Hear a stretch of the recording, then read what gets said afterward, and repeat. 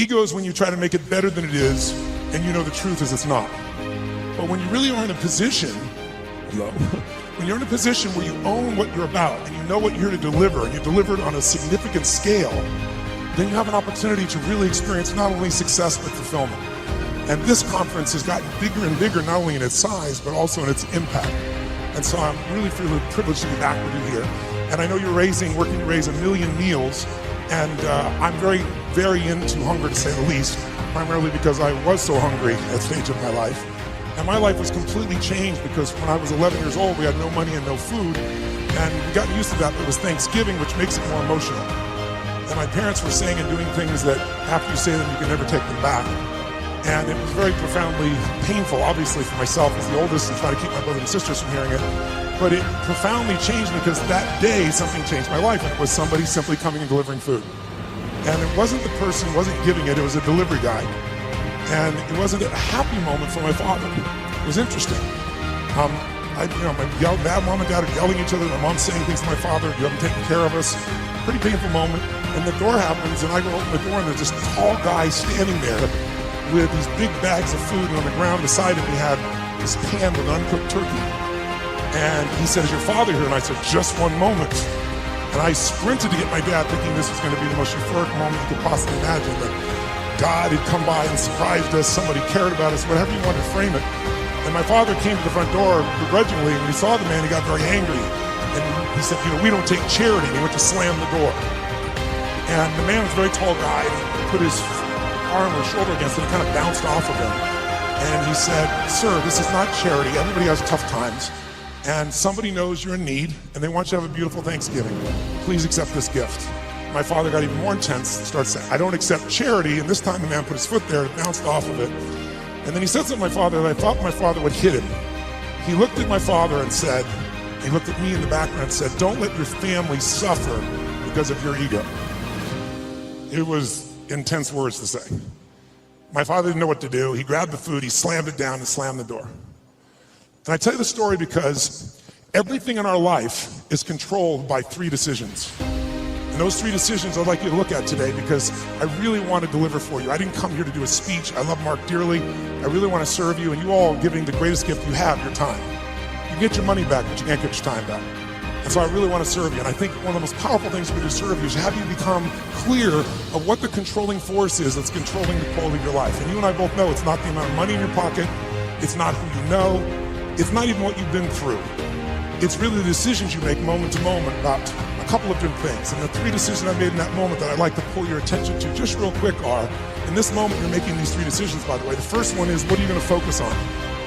And that day, my father focused clearly on the fact that he had not taken care of his family. And whatever you focus on, you're going to feel.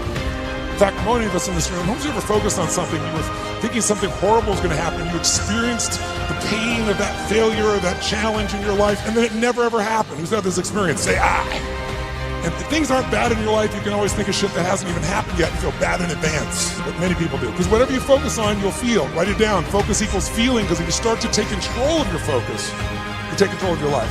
But that day, he focused on the fact that clearly he failed his family, and that was the meaning. The second decision you make is, what does it mean? As soon as you look at something, think about something, focus on it, you gotta decide, what does this mean? Is this the beginning or the end? Is this punishment or reward? Is God trying to hurt me or trying to challenge me? Or is this nothing to do with God? I was just being a lazy bastard. Right? The meanings we give to things control our life. If you think it's the end of a relationship, are you gonna behave the same way as you think it's the beginning of a relationship? In the beginning of a relationship, when you're totally in love with someone, what will you do for them? Tell me, what will you do? Oh, come on, guys. What will you do when you're totally in love? Shout out, what will you do?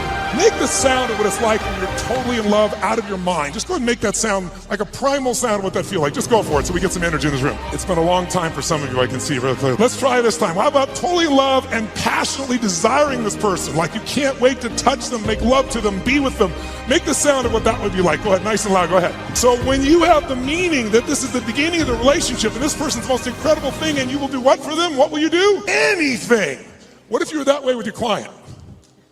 What if you're that way with your internal customers, called your partners? You go, well, we'd have real sexual problems with HR, that would be the real challenge. But if your commitment was the same, when you're in that place, you do anything in the beginning of a relationship. In the beginning of a relationship, if your partner said, would you take out the trash? What do you say? Take out the trash. But after about 7 days or 7 weeks or 7 months or 7 years or 70 years, one day someone said, we take out the trash, go, what do I look like, your janitor? What happened to our passion? I'll give you a clue. If you want a relationship to last and you think it's coming to the end, do what you did in the beginning and there won't be an end. Because when you think it's the beginning, you behave differently than the end. The meaning we associate to things controls our entire lives. It's not that your mother or father died that's giving you suffering.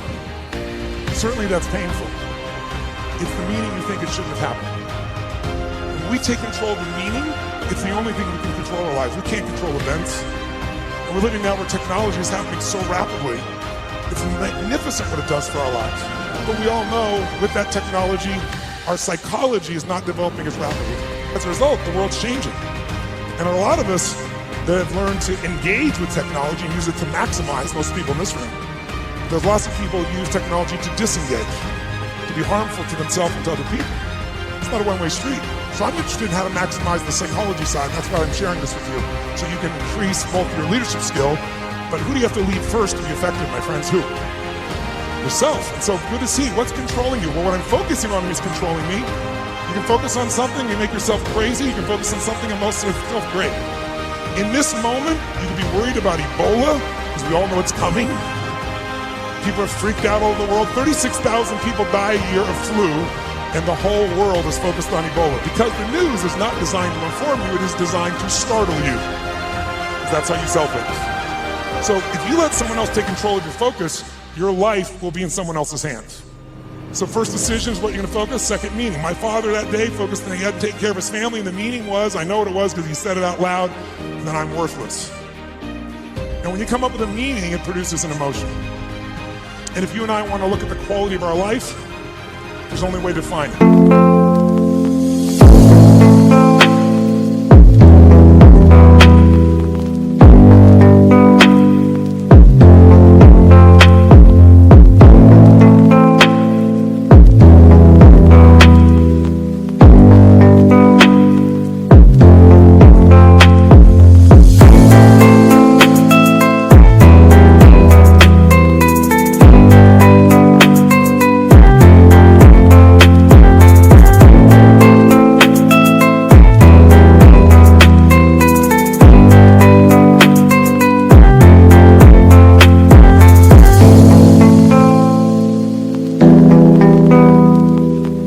One way really, that's real.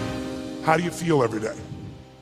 If every day of your life you got $1 billion and every day you feel guilty or angry, by the way, nothing worse than an angry rich man or woman, isn't there? You just want to slap them, don't you? How do you have the right to be angry? They find a way.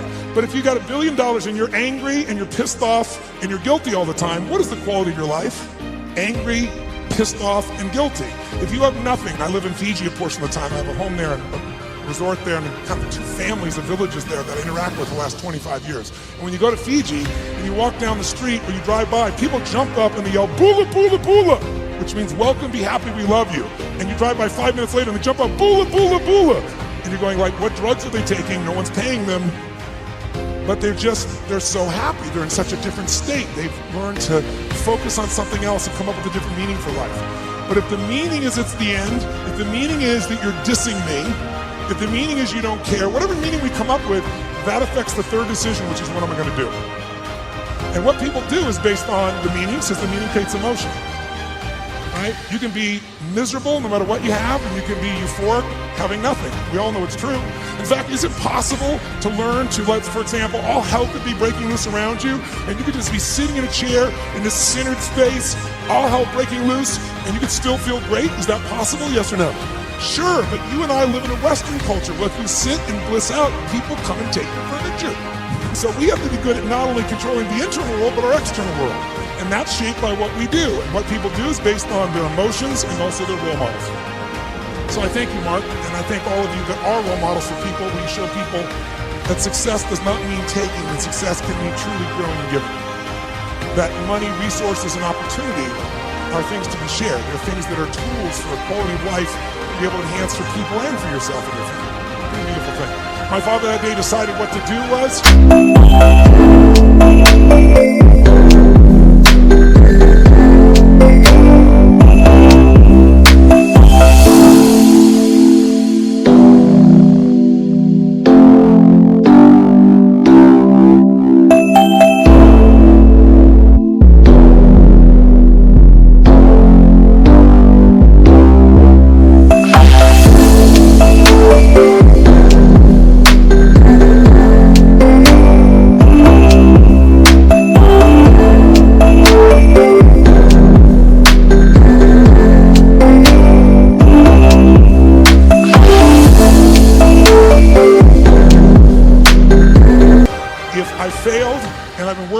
family, I must leave.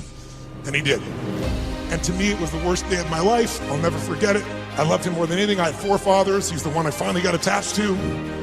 It's like, Mom, I'm confused. But then finally, years later, I got the benefit of it because out of all those experiences and all that pain, that day I made 3 different decisions. First decision is I just decided to focus on something different than him, and that's the power we have. We get to decide what to focus on, and my decision number 1 is I want to focus on the fact there's food. What a concept. Pretty cool. But the most powerful thing to change my life was meaning. I said, what does this mean? Because my father had always said, my mother had always said, nobody gives a shit. Nobody cares. Don't care about anybody, they don't care about you. And that day I had physical evidence. Those you bringing food, I want you to know that's not just food. That's called love for someone. That's called hope for someone. That's called surprise for someone. And that day for me, I went, strangers care.